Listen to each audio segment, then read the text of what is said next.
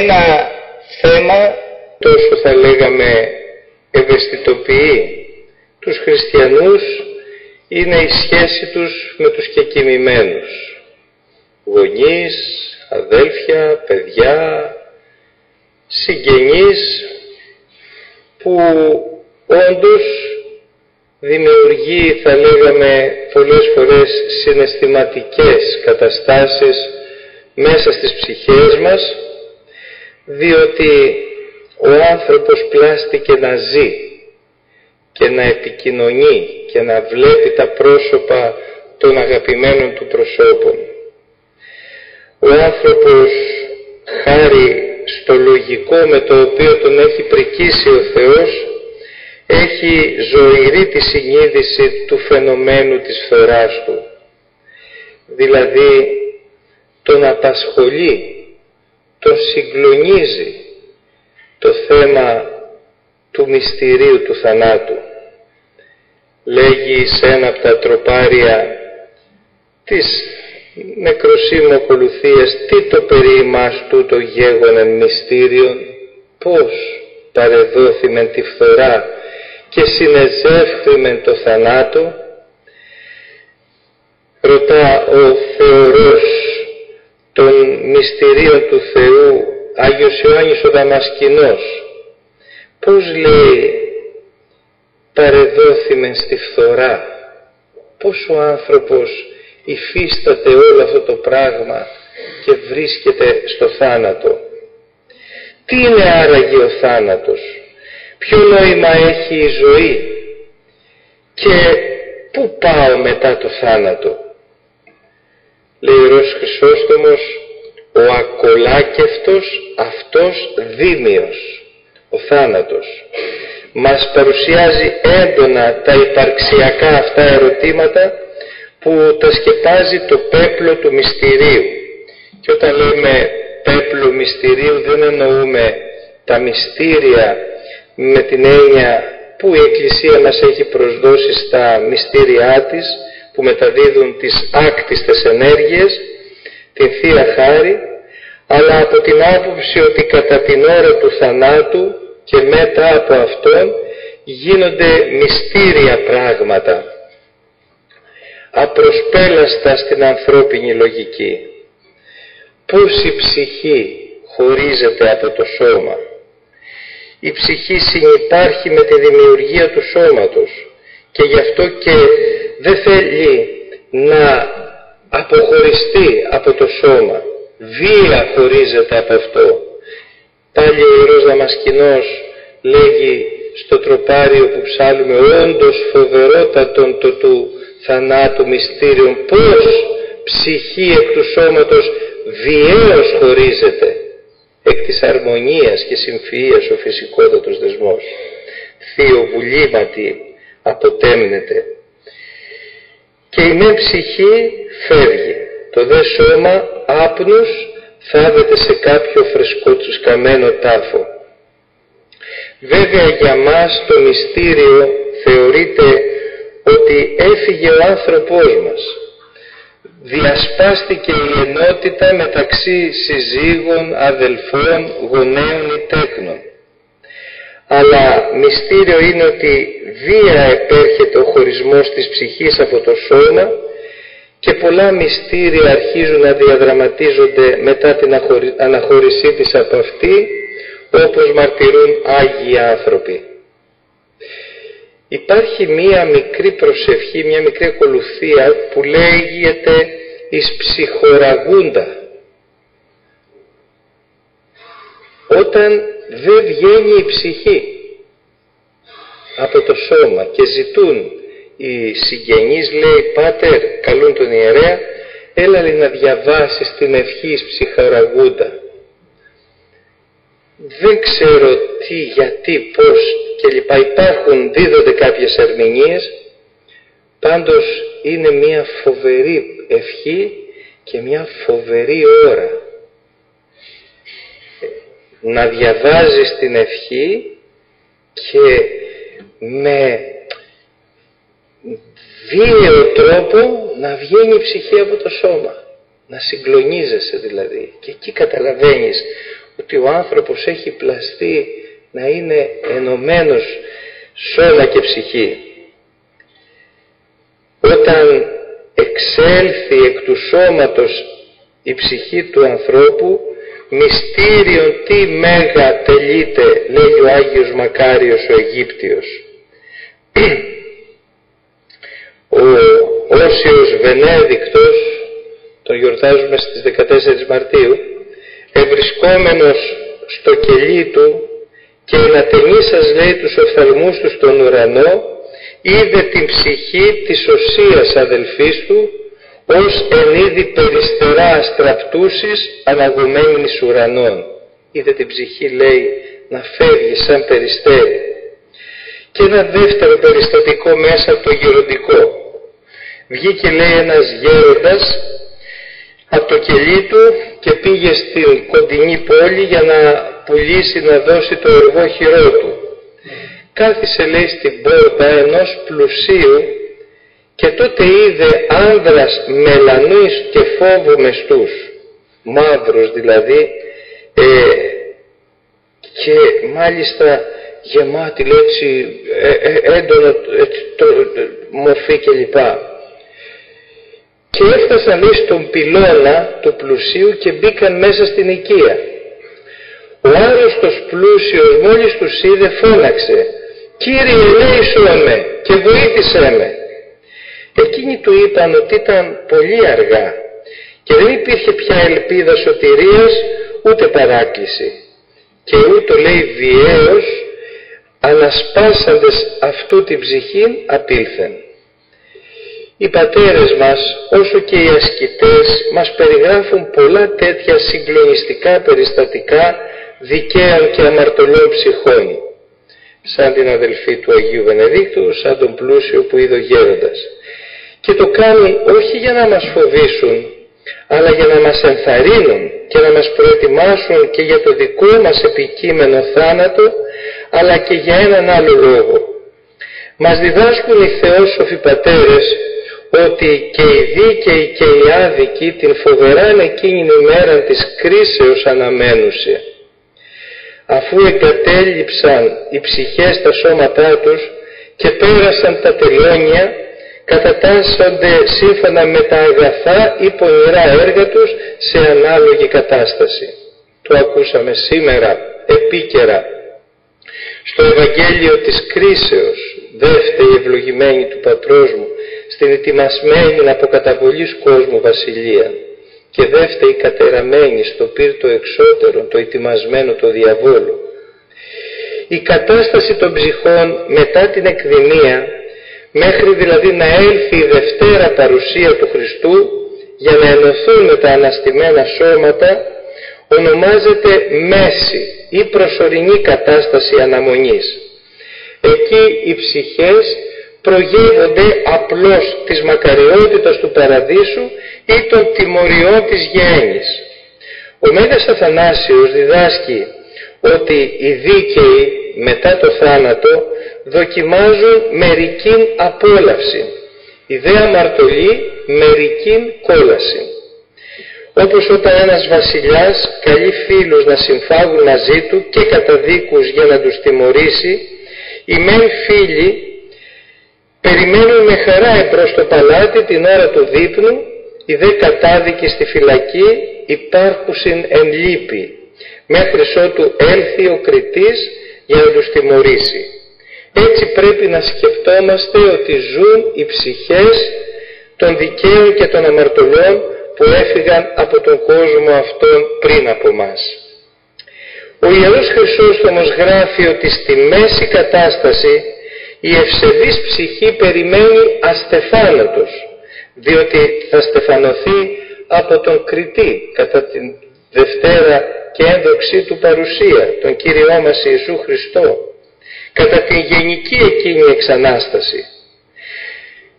Βέβαια τα όσα είπαμε μέχρι τώρα για το μυστήριο του θανάτου, το χωρισμό της ψυχής από το σώμα, τα τελώνια, τη μέση κατάσταση, θα μπορούσαν να αποτελέσουν ξεχωριστές ομιλίες εβδομαδιαίες, διότι όλα αυτά τα θέματα οι θεολόγοι τα τριγυρίζουν με δέος κατά τον Ευδοκίμοφ και οι Άγιοι Πατέρες τα ερμηνεύουν με τον φωτισμό του Αγίου Πνεύματος. Εμείς όμως σήμερα θα στραφούμε εις τόπον νοητών, εκεί όπου οι ψυχές ως πνεύματα παραμένουσι και ζώσιν εν προσδοκία της ανταποδόσεως κατά τα έργα αυτών, κατά τους Αγίους Ειρηναίων και Υπόλυτο. Θα προσπαθήσουμε να προσεγγίσουμε και να ερευνήσουμε τη σχέση των κεκοιμημένων με εμάς τους ζωντανούς, όπως μας διδάσκει η Αγία μας Εκκλησία. Επίσης θα δούμε ποιες είναι οι ωφέλειες από τα μνημόσυνα και πώς πρέπει να τελούνται. Αρχή των μνημοσύνων βρίσκουμε στην Αγία Γραφή. Στο βιβλίο των Μακαβαίων γίνεται λόγος για τον ευσεβή Ιούδα, γιο του Ματαθία, ο οποίος συγκρούστηκε με τον Γοργία, στρατηγό των Ιδουμαίων. Από αυτή την σύγκρουση φωνεύτηκαν λίγοι Ιουδαίοι. Μετά την μάχη ανασυντάχθηκε ο στρατός του Ιούδα, καθαρίστηκε και τήρησε την αργία του Σαββάτου. Δεν παρέλειψε όμως ο Ιούδας να ενδιαφερθεί και να φροντίσει και για τους νεκρούς, τους λίγους εκείνους Ιουδαίους που είχαν φωνευθεί. Και μάλιστα φρόντισε άλλους, λέει, να τους θάψει σε ομαδικούς τάφους και άλλους, λέει και στο βιβλίο των Μακαβαίων, να πάνε στους πατρικούς τους τάφους.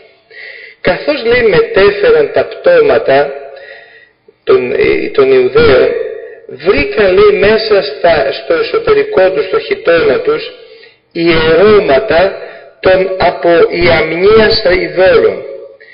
Φαίνεται ότι στη μάχη που έδωσαν με τους Ιαμνίτες βρήκαν ειδωλολατρικά γάλματάκια, τα οποία τα πήραν μαζί τους είτε ως φυλαχτά είτε ως πρόσχημα, αν τους έπιαναν, να έλεγαν ότι πιστεύουν σε αυτούς τους θεούς.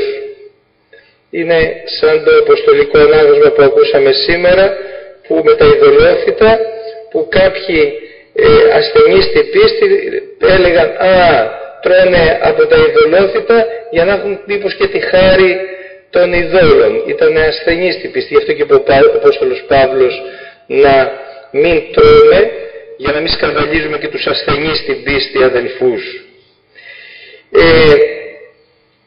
Έτσι λοιπόν έγινε της πάσης σαφές, διατείνται την αιτία τους δε πεπτοκαίνε. Γι' αυτό, λέει, σκοτώθηκαν. Ανέθεσαν λοιπόν την προστασία τους στα βδελικτά είδωλα και όχι στο ζωντανό αληθινό Θεό. Αυτό συμβαίνει και σήμερα με ανθρώπους οι οποίοι πολλές φορές έχουν αυτή την ρηχή ασθενική πίστη.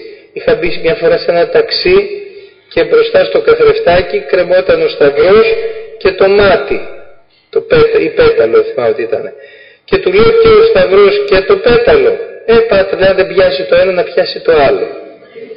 Αυτό δείχνει την αδυναμία. Αυτό κάνανε και αυτοί. Σου λέει να έχουμε τα γαλματάκια μέσα μας, μήπως μας στηρίξουν, και όχι ο αληθινός Θεός.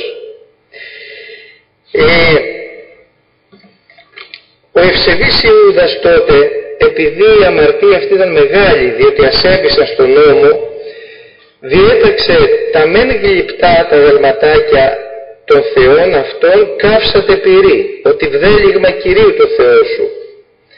Ούκ εις βδέλιγμα εις τον οίκον σου και ανάθεμα έστε ως περαιτούτο. Και στη συνέχεια διέταξε, αφού είπε να καούν αυτά τα αγαλματίδια, διέταξε να ευχαριστήσουν τον Θεό, διότι τους απεκάλυψε τα κεκριμένα.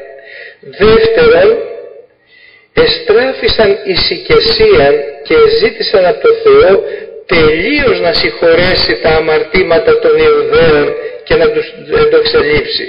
Και τρίτον, να συγκεντρωθεί ένα ποσό από όλους τους στρατιώτες συγκεντρώθηκαν, λέει, 2.000 αργυρά φράγκα, και να αποσταλούν στα Ιεροσόλυμα για να αγοραστούν ζώα και να προσφερθούν ως εξηλαστήρια θυσία υπέρ των πεσόντων. Η ενέργεια αυτή φανερώνει την πίστη του Ιούδα υπέρ Αναστάσεως διαλογιζόμενος, ότι θα έλθει η μέρα που οι νεκροί θα αναστηθούν, λέγει στην Παλαιά Διαθήκη. Αλλά και στην Καινή Διαθήκη διαβάζουμε στη Δευτέρα Επιστολή του Αποστόλου Παύλου προς Τιμόθεον, που λέει ότι ο Κύριος μας Ιησούς Χριστός δώσει στον πιστό νησιφόρο, που ήταν ήδη νεκρός, να βρει έλεος εκείνη τη ημέρα της Αναστάσεως.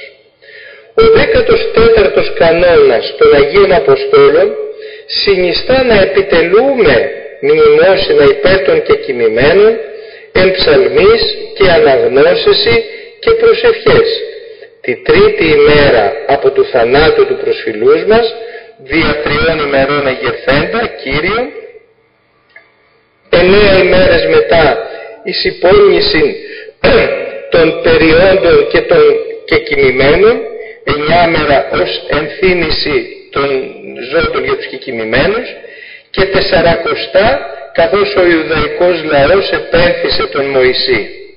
Εκτός αυτών και ενιάυσια μνημόσυνα υπερμηνίας των κεκοιμημένων. Ο Άγιος Ισίδωρος ο Πηλουσιώτης συνιστά τριήμερα εις ανάμνηση της τριημέρου Αναστάσεως του Κυρίου, διευκρινίζοντας πως υπολογίζονται οι 3 ημέρες και 3 νύχτες κατά τις οποίες ο Σωτήρ παρέμεινε στον τάφο. Ο Άγιος Γρηγόριος ο Θεολόγος, στον επιτάφιο λόγο που εξεφώνησε στο θάνατο του αδελφού του Κεσαρίου, είπε: «Τα μεν, λέει, απεβεβόκαμεν, τα δε και δώσαμεν θα αποδώσουμε, τους διέτους προσφέροντας τιμάστε και μνήμας». Κάναμε ό,τι κάναμε, λέει, αλλά θα κάνουμε και κάθε χρόνο αυτό που πρέπει. Η Αγία Εκκλησία, εκτός των τακτών ημερών, όρισε το Σάββατο ως ημέρα μνήμης των Αγίων Μαρτύρων και όλων των κεκοιμημένων.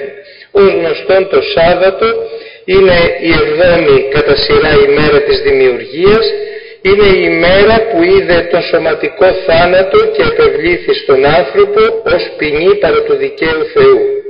Η ημέρα δε αυτή συνεχίζεται συνεχιζομένη ταυτόχρονα και του θανάτου του ανθρώπου.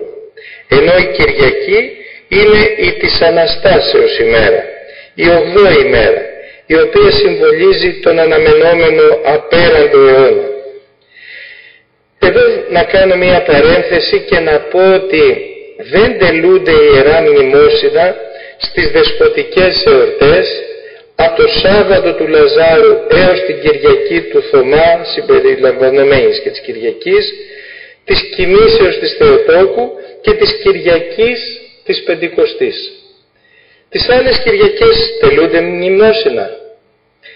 Εδώ να πω ότι υπήρξε μία διαμάχη στο Άγιον Όρος που κράτησε 50 χρόνια, εάν πρέπει να τελούνται μνημόσυνα την Κυριακή ή το Σάββατο που είναι η μέρα των κεκοιμημένων.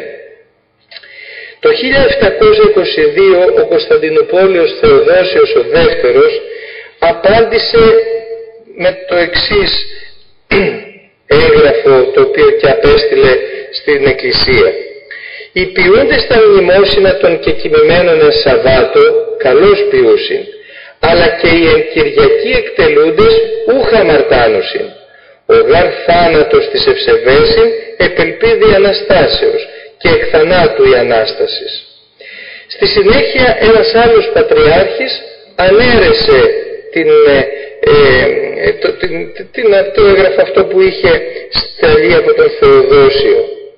Το 1776 ο πατριάρχης Σοφρόνιος επαναφέρει του Θεοδοσίου και το 1807 ο Κωνσταντινουπόλεως Άγιος Γρηγόριος ο Πέμπτος βγάζει μια εγκύκλιο που λέει «Απαρατηρήτως και εν Κυριακές και εν Σάββαση να τελούνται τα μνημόσυνα». Βέβαια τονίζει και λέει την Κυριακή να τελειώνει η Θεία Λειτουργία, να λέμε διευχών και να ξεκινάμε ευλογητός στην ακολουθία του μνημοσύνου. Βέβαια αυτό δεν το κάνουμε σε πολλούς ναούς κλπ, αλλά μετά το ευλογία Κυρίου και έλεος έλθει εφημάς, ξεκινάμε το μνημόσυνο για να κάνουμε μία απόλυση.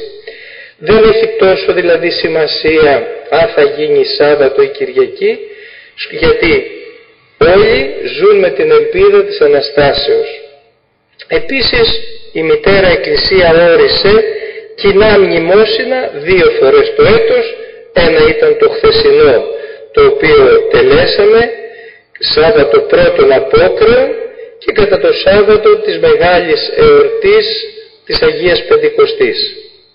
Το Σάββατο πρώτης Κυριακής των Απόκρεων, χθες δηλαδή, η Εκκλησία τέλεσε μνημόσυνο για όλους τους κοιμηθέντας.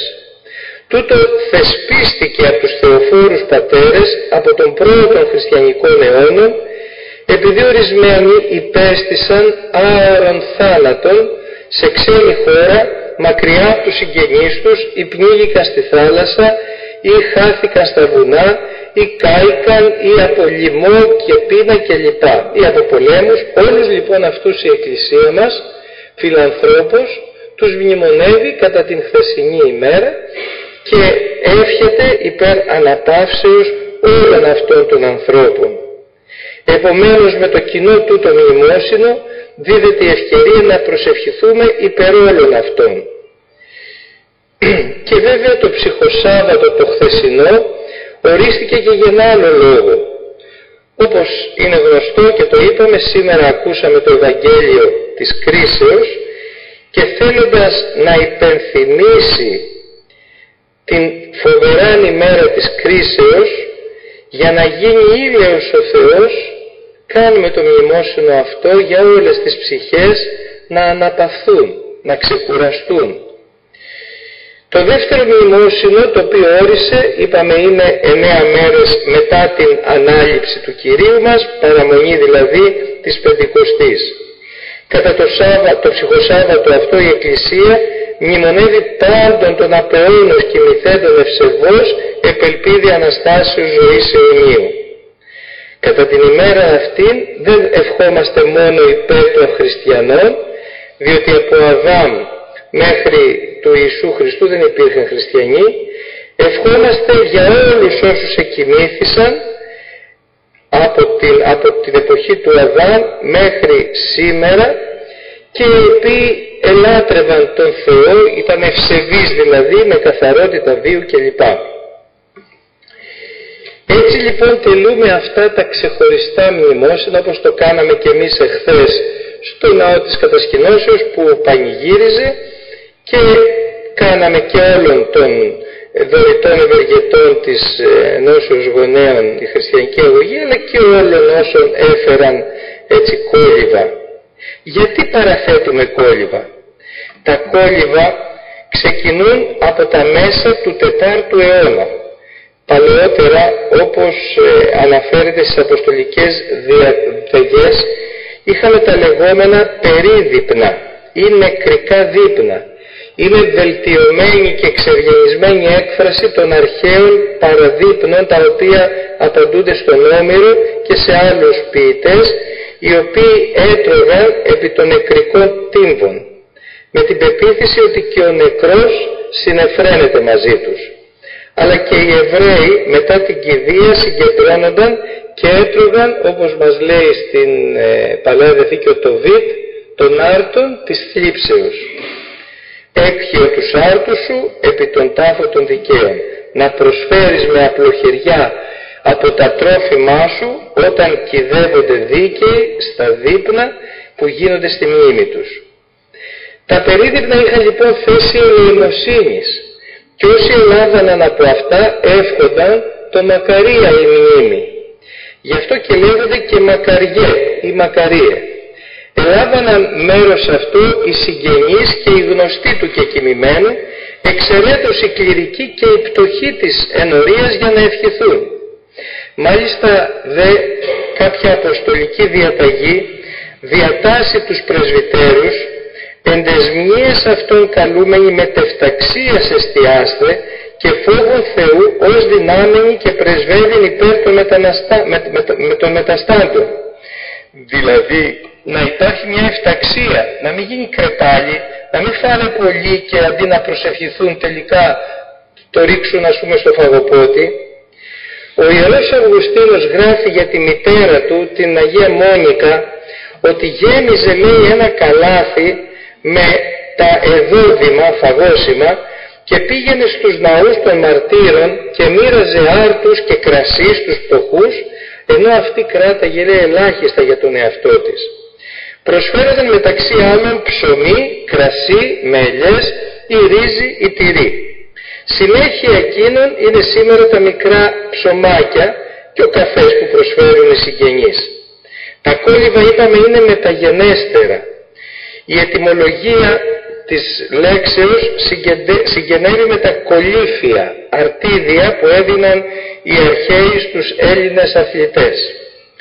Τα κόλληβα τι είναι? Σιτάρι βρασμένο με βαθύ συμβολισμό. Μας υπενθυμίζουν ότι και ο άνθρωπος είναι σπόρος, ο οποίος κατά τον θάνατό του θαύδεται στη γη όπως το σιτάρι, και από αυτό το μικρό σπέρμα θα βγει μια νέα ζωή. Βγαίνει από το σιτάρι που σαπίζει στη γη. Έτσι και με το σώμα μας. Κατέρχεται μέσα στον τάφο, σαπίζει, φθύρεται και από εκεί θα βλαστήσει το νέο, το άφθαρτο σώμα κατά την Δευτέρα και ένδοξη παρουσία του Κυρίου μας. Είναι αυτό που λέει ο Απόστολος Παύλος στους Κορίνθιους: σπείρεται εμφθορά και εγείρεται εν αφαρσία. Ο λόγος αυτός του Αποστόλου Παύλου είναι συμπλήρωμα του δεσποτικού λόγου. Ο Κύριος παρουσίασε το Πανάγιο σώμα του με το σπυρί του σιταριού, που αν δεν πέσει να σαπίσει μένει μοναχό του και δεν πολλαπλασιάζεται. Είπαμε για τα ιερά μνημόσυνα και τα κόλληβα, αλλά θέλω εδώ να επισημάνω και κάποιες παρατυπίες που δεν αρμόζουν σε συνειδητούς χριστιανούς αφενός, και αφετέρου οφείλουμε να διορθώνουμε τα κακώς κείμενα. Είναι χρέος απαράδατο για τους Ορθοδόξους χριστιανούς να επιμεληθούν τα μνημόσυνα των προσφυλών προσώπων που έφυγαν. Ετοιμάζουν τα χρειώδη, καλούν τους συγγενείς, φίλους, γνωστούς να παραστούν στον τάδε ιερό ναό την ώρα του μνημοσύνου. Εδώ είναι μια παρατυπία. Αντί δηλαδή να τους καλέσουν στη Θεία Λειτουργία, στην οποία αυτοί πρώτοι πρέπει να βρίσκονται εκεί, τους καλούν στο τέλος. Το καθ' αυτό μνημόσυνο είναι μέσα στη Θεία Λειτουργία, την ώρα που ο ιερεύς μετά τον καθαγιασμό των τιμίων δώρων μνημονεύει τους κεκοιμημένους. Αυτό δυστυχώς το αγνοούν πολλοί. Μέσα στην Εκκλησία, στο μυστικό σώμα του Χριστού κατά την ώρα της Θείας Ευχαριστίας, συγκεντρώνεται η επίγεια και η στρατευωμένη Εκκλησία, και όλοι μαζί αποτελούμε μία και αδιαίρετη και αδιάσπαστη μοναδική Εκκλησία του Χριστού.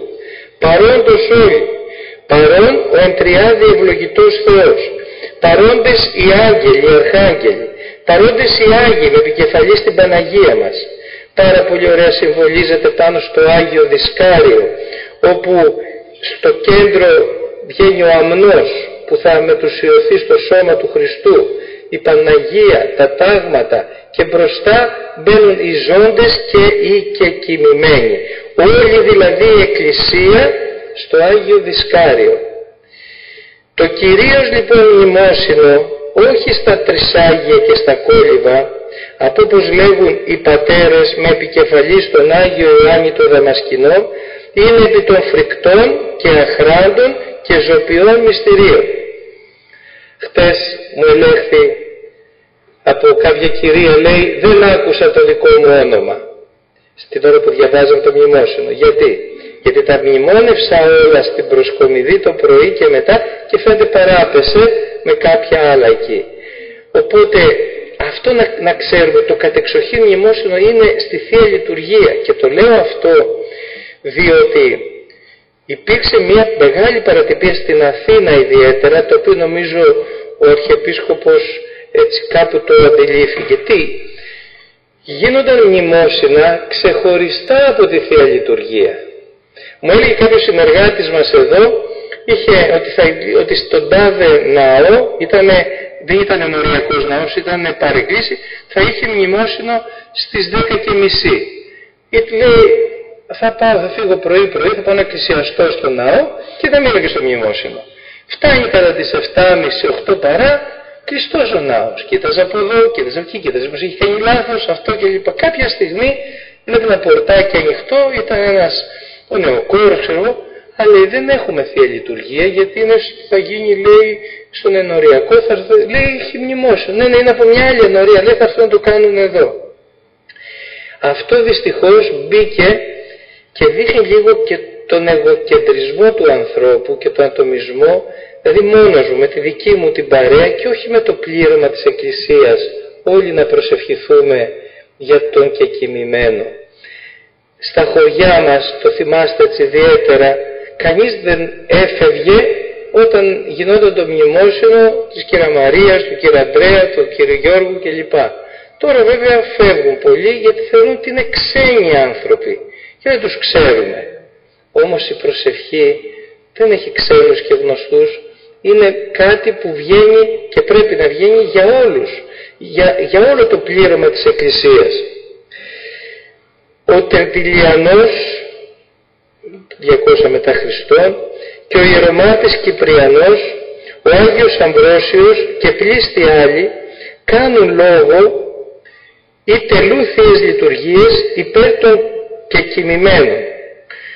Οι Άγιοι Κύριλλος και Χρυσόστομος τονίζουν ότι όταν, λέει, στέκεται όλος ο λαός, ολόκληρος ο λαός, χήρας ανατείναντες και μαζί, λέει, με τους ιερείς, προσφέροντας τη φρικτή θυσία, τότε, λέει, των Θεών δυσοπίσωμεν υπέρ τούτων των τεθνεώτα παρακαλούντες. Όλες δε οι θείες λειτουργίες έχουν ευχές υπέρ των κεκοιμημένων. Από τα αποστολικά χρόνια φυλάσσονται τα λεγόμενα δίπτυχα, από το ρήμα πτήσω που σημαίνει διπλώνω, επειδή ήταν ξύλινα και είχαν από τη μία μεριά τους ζώντες και από την άλλη τους κεκοιμημένους και ήταν στην προσκομιδή. Συναντούμε και σε ναούς έτσι παλαιούς, βλέπουμε ξύλινα δίπτυχα που έχουν από τη μία τους ζώντες, από την άλλη τους κεκοιμημένους. Η Πέμπτη Οικουμενική Σύνοδος διατάσσει να μνημονεύονται από τον διάκονο μετά τον καθαγιασμό και όχι στα Άγια, διότι κανένας κώδικας δεν μαρτυρεί. Εδώ θα πω κάτι που αναφέρει ο πατήρ Γερβάσιος ο Όσιος, το Άγιος Γερβάσιος, στο τέροχο εκείνο βιβλίο του, στην ερμηνευτική εκεί επιστασία. Εκεί λέει κάτι το οποίο θέλω έτσι να το ξέρετε, βέβαια και αυτό δεν είναι δόγμα, αλλά επειδή γίνονται και πολλές φορές κάποιες παρεξηγήσεις. Λέει ότι, όπως το λέει εδώ και η Πέμπτη Οικουμενική Σύνοδος, δεν υπάρχει πουθενά που να λέει ότι όταν βγαίνουμε με τα Άγια και στεκόμαστε πάνω στην ωραία πύλη να μνημονεύσουμε. Εκείνο που πρέπει να πούμε είναι και πάντων ημών νηστεί Κύριος ο Θεός. Γιατί λίγο πριν διαβάστηκε η ευχή της προσκομιδής από τον επίσκοπο που έκλεισε, σκέπασε την επίσκοπο. Βέβαια εμείς για λόγους πρακτικούς το κάνουμε το πρωί στον όρθρο και κλείνουμε την προσκομιδή. Αλλά αν δείτε και στα λειτουργικά κείμενα λέει ότι η ευχή της προσκομιδής διαβάζεται πριν το χερουβικό, εκεί στο χερουβικό. Οπότε λοιπόν όταν βγαίνει ο ιερεύς πρέπει να πει αυτό και πάντων ημών, δηλαδή όσα μνημονεύθησαν, όλα όσα μνημονεύθησαν ζώντες και κεκοιμημένοι στην Αγία Προσκομιδή και πάντων ημών νηστεί Κύριος ο Θεός και όλων τα ονόματα που εσείς μνημονεύσατε κάθε με αυτόν να ακουστούν. Λέει λοιπόν ο Άγιος Γερβάσιος, επεβάρυναν οι ιερείς το εκκλησίασμα με πολλήν ασυναρτησίαν φράσεων και ονομάτων παντοειδή ακαλαισθησίας. Και έχει δίκιο. Τώρα βέβαια αυτό θα πείτε πως αλλάζει. Προσωπικά, όπως μας έχει πει και ο Άγιος Πατρών, δεν μνημονεύουμε στα Άγια. Όταν πηγαίνω όμως σε χωριά, ρωτώ τους ιερείς για να μην φέρνω έτσι κάποια, λέω μνημονεύεις? Άλλοι μου λένε όχι. Άλλοι λένε μνημονεύω ή του μνημοσύνου μόνο. Αυτό μπορεί να το πούμε. Πώς μπήκε αυτό? Είναι, βλέπετε, και τα αδύνατα σημεία μας. Ήμουνα σε ένα χωριό, μου λέει να μνημονεύσεις Νικόλαο και Μαρία. Λέω, τι είναι αυτοί? Αυτοί δίνουν χρήματα. Να ακουστούν τα ονόματά τους. Βρε παιδί μου, λέω, βρε πάτερ μου, του λέω, τι να ακουστούν τα ονόματά τους? Τα μνημονεύσαμε μέσα. Αυτά έτσι πέρασαν πολλά και μείνανε και δεν μπορούν να φύγουν εύκολα. Όπως και το άλλο, ούτε να παρεξηγήσετε όταν δεν ακούσετε τα ονόματα, γιατί μου έχει τύχει να έρθει να μου πει κάποιος, λέει, δεν μνημονεύει ο ιερέας στο χωριό μας, ενώ ο γείτονας ιερέας τα μνημονεύει. Και του είπα αυτά που σας είπα και εσάς, ότι δεν είναι το κατεξοχήν μνημόσυνο, είναι στην προσκομιδή και μετά τον καθαγιασμό που μνημονεύουμε τους κεκοιμημένους μας, που έχουμε έτσι τα δίπτυχά τους ενώπιόν μας. Αυτές είναι, θα λέγαμε, παρισφές που μπήκαν μέσα στην Εκκλησία, πολλοί λόγοι κλπ. Τώρα σιγά σιγά δημιουργείται μια ανακαίνιση, ώστε όλα αυτά τα περιτά δυστυχώς έχουν αυτή την τάση και έχει μπλεχτεί, τώρα πάω σε άλλο θέμα βέβαια, το λεγόμενο μοναχικό τυπικό με το ενοριακό τυπικό. Η ενοριακή Θεία Λειτουργία ήταν πολύ πιο λιτή και απλή, αλλά επειδή ας πούμε μας αρέσουν το ένα, μας αρέσουν το άλλο, τα βάλαμε και αυτά.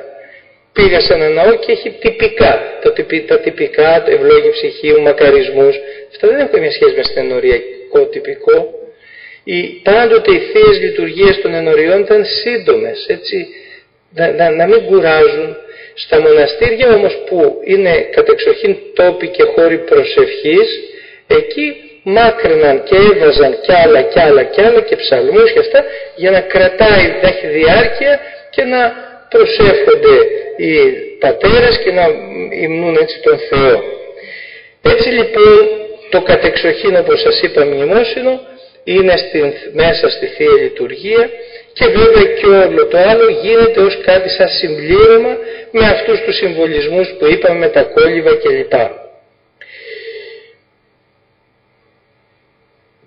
Οι προσευχές αυτές, είτε στην Αγία Πρόθεση, στον Άγιο Θυσιαστήριο ή ας πούμε στα μνημόσυνα, βοηθούν τους κεκοιμημένους μας και ωφελούν αυτούς. Και η πίστη αυτή προέρχεται από την εμπειρία των Αγίων μας και τις μαρτυρίες αυτών. Άλλωστε γράφει ο Άγιος Ιωάννης ο Δαμασκηνός, εκείνο το οποίο κατεξοχήν ευχαριστεί και κατεφραίνει τον φιλοκτήρμονα Κύριον, είναι να σπέβδει ο καθένας να βοηθήσουμε τον πλησίον. Ένας τέτοιος διακαής πόθος για τους κεκοιμημένους είχε ο Αββάς Μακάριος, ο οποίος, αναφέρει το γεροντικό, συνήθιζε να προσεύχεται, λέει, για τους κεκοιμημένους και τον απασχολούσε αν ωφελούνται οι νεκροί, οι ψυχές, από τα μνημόσυνα και τις προσευχές που έκανε. Και λέει ότι κάποια μέρα περπατούσε στην έρημο και βρήκε πεσμένο στο χώμα το κρανίο ενός νεκρού, και καθώς λέει το σκούντισε με το ραβδί του, άκουσε φωνή από αυτό και τον ρώτησε, ποιος είσαι εσύ? Και αποκρίθηκε το κρανίο και είπε, ήμουν αρχιερέας των ειδόλων και των ειδωλολατρών που έμενα σε αυτόν τον τόπο, και εσύ είσαι ο πνευματεύφορος Μακάριος. Μάθε λοιπόν ότι οποιαδήποτε ώρα σπλαχνιστείς όσους βρίσκονται στην κόλαση και προσευχηθείς για αυτούς, παρηγορούνται λίγο. Ποια είναι η παρηγοριά και ποια η κόλαση? Ρώτησε ο Όσιος. Όσο απέχει ο ουρανός από τη γη, απάντησε το κρανίο, τόσο είναι το βάθος της φωτιάς που βρίσκεται από κάτω μας. Σε αυτή τη φωτιά είμαστε χωμένοι από τα πόδια μέχρι το κεφάλι μας, και δεν μπορεί κανείς με το πρόσωπό του να αντικρίσει το πρόσωπο του άλλου, γιατί οι ράχες μας είναι κολλημένες μεταξύ τους. Όταν λοιπόν, λέει, προσεύχεσαι για μας, χαλαρώνουμε και σαν να γυρίζει να βλέπει ο ένας το πρόσωπο του άλλου. Αυτό είναι κόλαση. Το ότι δεν θα βλέπουμε τα πρόσωπα των αδελφών μας. Αυτό είναι τα καζάνια και το πύρινο ποτάμι που δείχνουν αυτές οι αναγεννησιακές εικόνες. Είναι η στέρηση του Θεού βεβαίως και των προσώπων. Είδες τον αδελφό σου, είδες Κύριον τον Θεό σου. Όταν ο άλλος δεν θέλει να δει κανέναν, ζει μια κόλαση. Υπάρχουν άνθρωποι που έχουν τσακωθεί με όλη τη γειτονιά, με όλη την πολυκατοικία, με όλο τον κόσμο. Αυτοί ζουν την κόλαση από εδώ, δεν χαίρονται. Αυτό το πράγμα είναι κόλαση.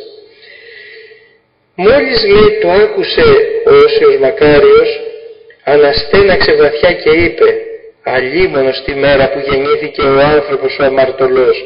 Καλύτερα θα ήταν να μην είχε γεννηθεί, όπως είπε για τον Ιούδα ο Κύριος. Ύστερα στράφηκε προς το κρανίο. Υπάρχει άλλο χειρότερο βάσανο? Ναι, κάτω από μας υπάρχει μεγαλύτερη κόλαση. Και ποιοι βρίσκονται εκεί? Εμείς, είπε το κρανίο, μιας και δεν γνωρίσαμε το Θεό, ελεούμαστε έστω και λίγο. Αυτοί όμως που γνώρισαν τον Θεό και τον αρνήθηκαν και δεν έκαναν το θέλημά του, αυτοί βρίσκονται κάτω από μας και κολλάζονται χειρότερα. Τότε, λέει ο Όσιος, έσκαψε και το έθαψε το κρανίο και συνέχισε: η ωφέλεια και η ενίσχυση και η χαρά που δέχονται και κινημένοι όταν προσευχόμαστε για αυτούς, ιδιαιτέρως μέσα στη Θεία Λατρεία, είναι ασύλληπτη. Λέγει ο Άγιος Κύριλλος Ιεροσολύμων ότι προσφέρουμε, λέει, μεγίστη όνηση. Δηλαδή μεγάλη ωφέλεια δέχονται οι ψυχές όταν ευχόμαστε για αυτές. Υπερών η δέησης αναφέρεται της Αγίας και φρικοντεστάτης προκειμένης θυσίας για τη Θεία Λειτουργία. Αυτό λέει για την ώρα που γίνεται ο καθαγιασμός και μνημονεύουμε τους κεκοιμημένους. Ο Ιερός Χρυσόστομος υποστηρίζει ότι οι προσευχές των ζωντανών υπέρ των κεκοιμημένων προσφέρουν σε αυτούς τεινά παραμυθίαν, κάποια παρηγοριά. Και συνεχίζει λέγοντας ότι οι Άγιοι Απόστολοι που νομοθέτησαν τις προσευχές υπέρ των κεκοιμημένων γνώριζαν ότι πολύ κέρδος, πολύ ωφέλεια καρπώνονται οι απελθόντες. Εδώ κάνω ένα σχόλιο και λέω και θέλω να τονίσω ότι θα ήταν πολύ έτσι ωφέλιμο και για μας να προσευχόμαστε και για ανθρώπους που δεν τους έχουμε στην πρώτη θέση μέσα στην καρδιά μας. Κάποιος ας πούμε που μας λύπησε, που μας στενοχώρησε, που είχαμε έτσι, να τους μνημονεύουμε. Αυτό και εμάς θα μας δίδει έτσι μια πλατιά καρδιά, αλλά και αυτούς θα τους ανακουφίζουμε περισσότερο, που θα ακούγονται οι προσευχές από εμάς που κάπως, ας πούμε, όπως είπα, μας είχαν πικράνει στη ζωή μας. Στο σημείο αυτό θέλω να απαντήσω σε δύο ερωτήματα που έχουν δυσκολία. Πρώτον, μέχρι ποιου βαθμού ωφελούνται οι ψυχές, και δεύτερον, μπορεί να υπάρξει μεταπήδηση από την κατάσταση δηλαδή της πονηρίας και αθλιότητος στην κατάσταση της αγιότητος και μακαριότητος. Στο πρώτο ερώτημα θα μας βοηθήσει ο λόγος του Ευαγγελιστού Ιωάννου. Εάν της είδη των αδελφών αυτού αμαρτάνοντα αμαρτία μη προς θάνατον, ετήσει και δώσω αυτό ζωή της αμαρτάνουση μη προς θάνατον. Έστι αμαρτία προς θάνατον, ου περί εκείνης λέγω, ή να ερωτήσετε. Δηλαδή, όταν υπάρχει θεληματική αμαρτία και εσκεμμένη απόρριψη του Χριστού και συστηματικά εμένει σε αυτή χωρίς να υπάρχει ένδειξη μετανοίας, δεν πρέπει, λέει, να ζητούμε από αυτούς κάτι περισσότερο. Ας πούμε, αυτοί που αρνήθηκαν τον Χριστό, ο Ιούδας για παράδειγμα, που του δόθηκαν τόσες ευκαιρίες, δεν υπάρχει δυνατότητα κάπως να ανακουφιστεί. Αμαρτία προς θάνατον δεν είναι μια ευνίδια αμαρτία, αλλά κατάσταση της ψυχής, όπου η πίστη, η αγάπη, η ελπίδα έχει σβηστεί από αυτήν. Γίνονται λοιπόν σαφές ότι η προσφερόμενη όνησης παρέχεται στους μη προς θάνατον αμαρτήσαντας. Γι' αυτό και δεν μνημονεύουμε ειδωλολάτρες, δεν μνημονεύουμε αιρετικούς.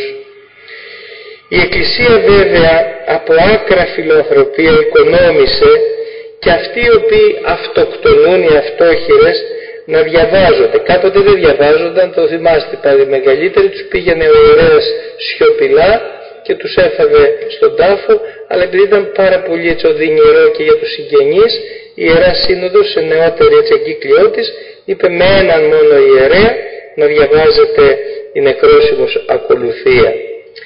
Με την πεποίθηση ότι δεν γνωρίζουμε και τι συνέβη στο εσωτερικό της ψυχής τις τελευταίες στιγμές.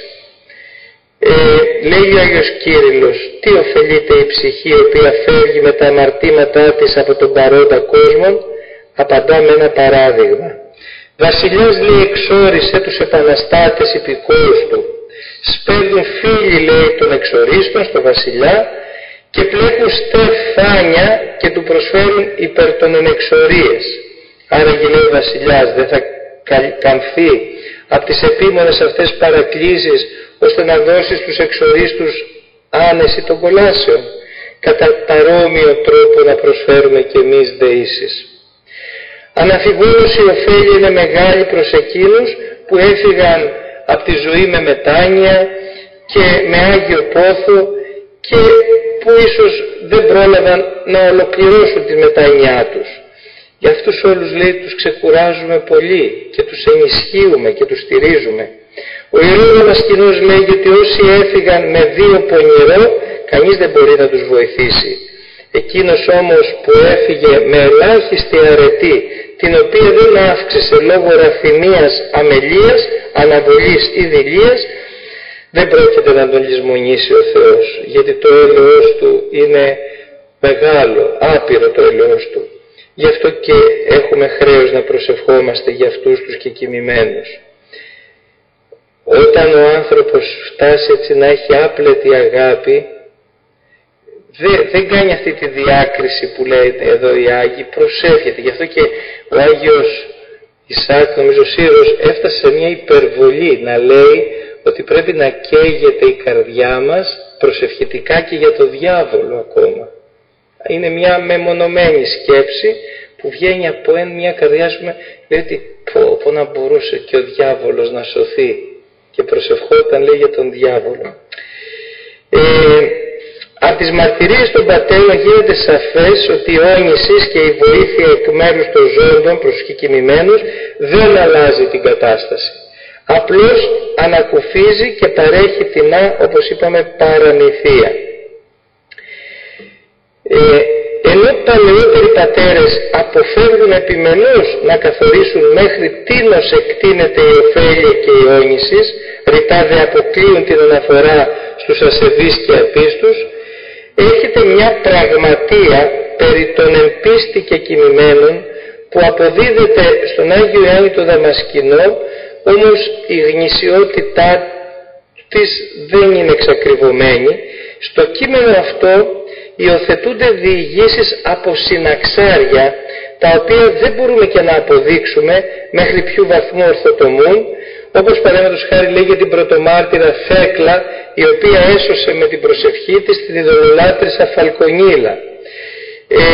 Ο Άγιος Γρηγόριος Διάλογος, Πάπας Ρώμης, ο οποίος προσευχόταν, λέει, τέλ συγχωρήσεως του αυτοκράτορα Τραϊανού. Της ευχής σου επίκουσα και συγγνώμη Τραϊανού δίδομη, λέει το συναξάρι. Εδώ χρειάζεται πολύ προσοχή, διότι αυτό που γνωρίζουμε και αποτελεί τη βάση της πίστεως είναι η αλήθεια που μας δίδαξε ο Κύριος μας με τις δύο παραβολές του Πλουσίου και του Λαζάρου και των 10 Παρθένων.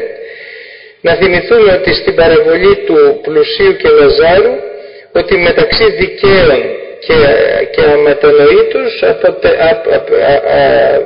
υπάρχει χάσμα μέγα που καθιστά αδύνατη τη μετάβαση. Συμπερασματικά να πούμε ότι η Μητέρα Εκκλησία εύχεται για όλους, δεν διδάσκει όμως ούτε υπόσχεται ότι οι αμετανόητοι θα λάβουν άφεση αμαρτιών. Και ίσως αυτό για να μην μας δίδει έτσι την εντύπωση ότι ο Θεός, όπως ακούσαμε και σήμερα στο Ευαγγέλιο, είναι ελεήμων φιλέστηλαχος, αλλά είναι και δίκαιος. Ακούσαμε τις δύο προηγούμενες Κυριακές την αγάπη του Θεού Πατέρα και στον τελώνη και για τον Άσοδο και τον πρεσβύτερο Υιό. Τώρα όμως είδαμε σήμερα ότι είναι και Θεός που θα αποδώσει δικαιοσύνη. Είδατε, όλο αυτό το διάστημα ακουγόταν με την ψήφιση του νομοσχεδίου για την αγάπη, η αγάπη και πάνω απ' όλα η αγάπη και λοιπά, αλλά αγάπη που την αποκόβουμε από την αλήθεια. Γι' αυτό και οι πατέρες εδώ συγκρατημένα μίλησαν, γιατί το τι θα κάνει ο Θεός είναι άλλο θέμα. Εμείς όμως οφείλουμε να προσευχόμαστε και για αυτούς που πραγματικά μπορεί να έζησαν έτσι άσωτο και άσχημο βίο. Το σημαντικότερο είναι διόλων αυτών ωφελούμαστε και εμείς οι ζωντανοί, αφού προσφέρομεν Χριστόν εσφαγιασμένον υπέρ των ημετέρων αμαρτημάτων, εξηλαιούμεν υπερόλων και ημών των φιλάνθρωπων Θεών. Να ολοκληρώσουμε λοιπόν και να πούμε ότι ο Θεός που θέσπισε και έβαλε αυτές τις προσευχές για των Αγίων Πατέρων, των Συνόδων κλπ. Χρειάζεται πρώτον να γίνεται σωστή ετοιμασία για τα μνημόσυνα και το πρόσφορο και τα νάματα και τα ονόματα. Δεύτερον, με νηστεία, εξομολόγηση, προσευχή, με θεία κοινωνία. Αυτό είναι το βασικό. Δεν είναι να κάνω το μνημόσυνο όσο μπορώ πιο έτσι πλούσια και με μεγαλοπρέπεια και να μην κοινωνώ. Να τιμαστώ, να πάρω χάρη, να εξομολογηθώ, να πάρω την άφεση του πνευματικού και να προχωρήσω. Με την απουσία της επιδείξεως και της ματαιοδοξίας.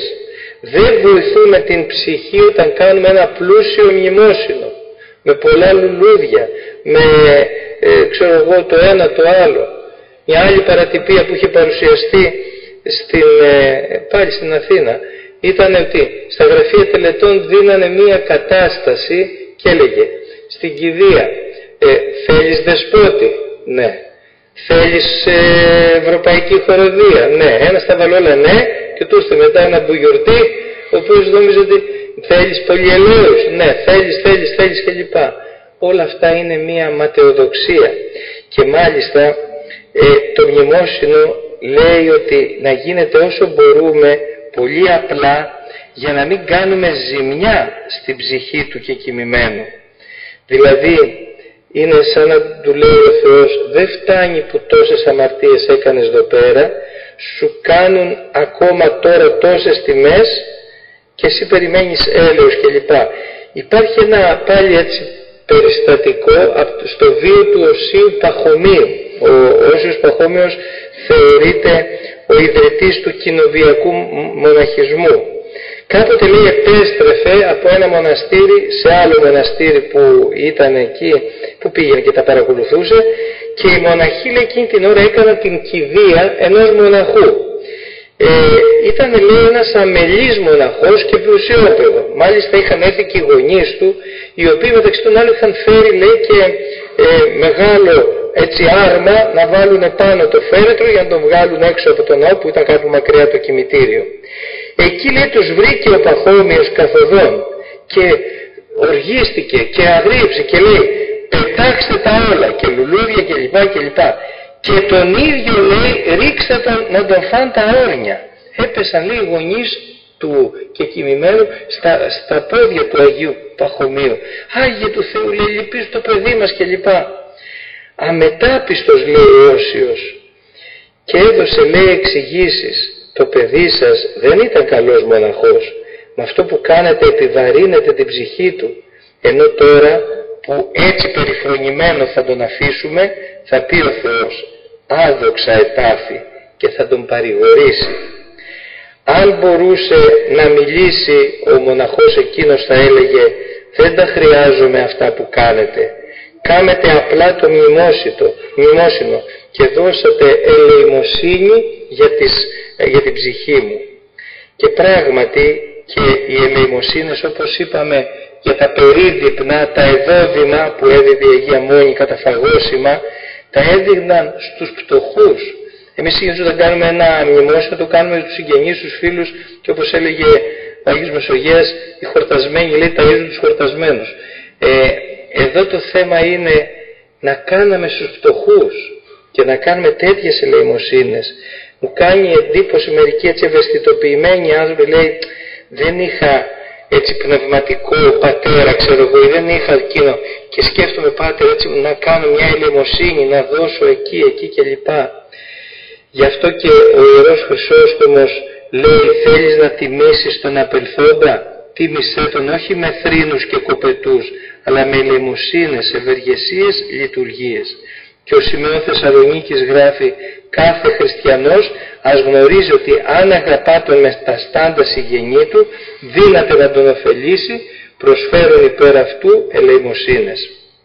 Και προσφέρεις λοιπόν σε κάποιον που έχει ανάγκη, και έτσι βαρεστείται η ψυχή. Όσα καταθέσαμε απόψε στην αγάπη σας και φρεσκάραμε αυτά που ξέρετε και αυτά που ζείτε ως πιστοί χριστιανοί και τα ζούμε μέσα από τις ακολουθίες κλπ. Νομίζω αυτό θέλουν, να ευαισθητοποιήσουν τον καθένα μας στο μεγάλο και άγνωστο κεφάλαιο που θα ανοίξει όταν ηχήσουν οι σάλπιγγες του ουρανού και πάσε εφηλέ και έθνη γονατίσουν μπροστά στα ματωμένα πόδια του Κυρίου μας, περιμένοντας την αλάθητη κρίση. Τότε θα ανοίξουν τα βιβλία των συνειδήσεων και θα φανεράσουν τα κρυπτά των ανθρώπων, όπως ακούσαμε και σήμερα.